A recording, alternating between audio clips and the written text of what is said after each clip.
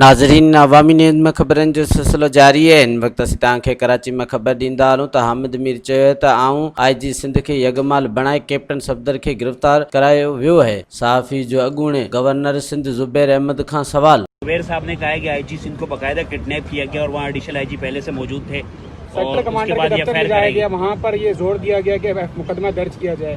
तो हामिद मीर से पूछे ना भाई, मेरे से पूछ रहे हैं। हामिद मीर से पूछे। आप तरदीद करते हैं उनके बयान की? नहीं, मैं नहीं तरदीद या तरवीद करता। बात यह है कि मैंने अभी मीडिया से जो बात की थी, मैंने कहा था कि अभी हम एक आध घंटे में तमाम इंफॉर्मेशन बताएंगे इसमें बिहाइंड द सीन क्या हुआ है।